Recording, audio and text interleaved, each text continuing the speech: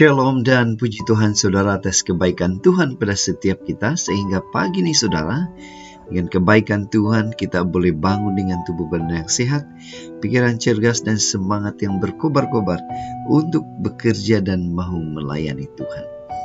Untuk memulai renungan kita, mari kita tunduk kepala dan kita berdoa.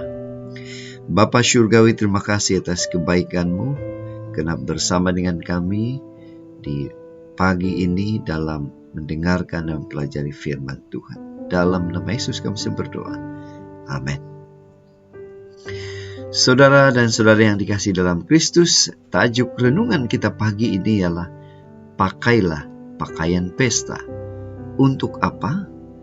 Apa pakaian pesta menurut Alkitab? Firman Tuhan di dalam Matius 22 ayat 12 mengatakan, ia berkata kepadanya, hai saudara, bagaimana engkau masuk kemari tanpa mengenakan pakaian pesta? Jika kita membaca firman Tuhan ini saudara secara keseluruhan, di dalam buku Matius 22 ayat 1 sehingga 14, kita akan mengetahui bahwa ini merupakan perumpamaan tentang majelis perkawinan. Namun, yang menjadi pertanyaannya ialah, apa makna rohani perumpamaan majelis perkawinan ini? Sebuah ilustrasi. Ada saja cara orang menjual produk atau program pelangsingan badan. Para gadis yang akan berkawin menjadi target pasarannya. Bagi para gadis, di acara reality TV itu sudah tersedia baju pengantin, impian yang indah dan menawan, tetapi ukurannya lebih ramping daripada tubuh mereka.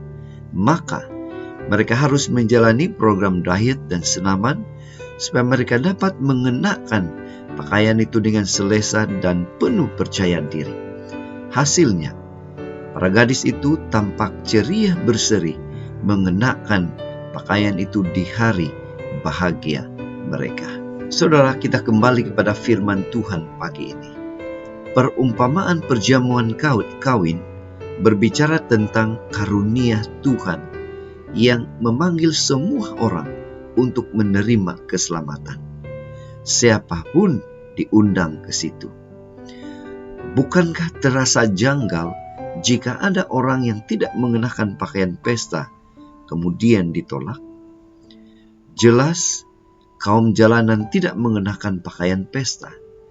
Namun, berbeza dengan gadis calon pengantin yang harus mengusahakan sendiri pakaian pernikahannya.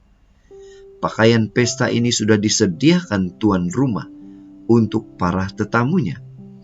Jika dia tetap tidak mengenakannya, pesta itu bukan untuknya. Pakaian ini menggambarkan kebenaran yang Tuhan sediakan dan karuniakan kepada orang percaya. Saudara yang dikasihi dalam Kristus, apa yang menjadi aplikasi untuk kita menurut firman Tuhan ini? Keselamatan dari Tuhan adalah undangan bagi semua orang. Ibarat pesta, keselamatan itu telah disediakan. Tidak perlu kita upayakan. Tuhan sudah menyediakan. Tetapi apa yang perlu kita lakukan? Kita perlu mengenakan pakaian pesta. Artinya, kita perlu belajar mengenakan perbuatan kebenaran, sehingga kehidupan kita selaras dan sesuai dengan identiti kita sebagai mempelai perempuan Kristus.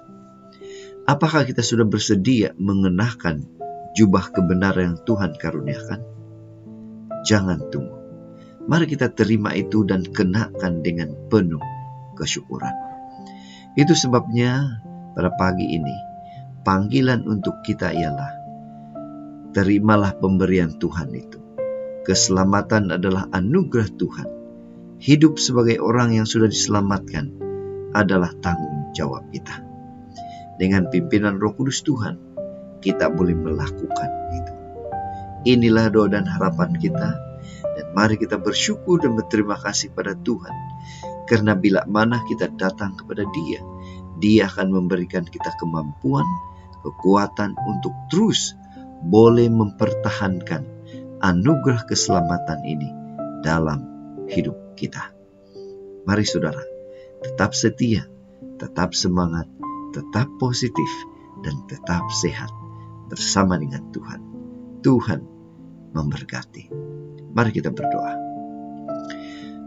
Bapa Surgawi, sekali lagi kami bersyukur, berterima kasih atas kebaikan-Mu, karena bersama dengan kami pagi ini sehingga kami mengerti dan kami boleh mengaplikasikan firman Tuhan yang kami sudah pelajari itu.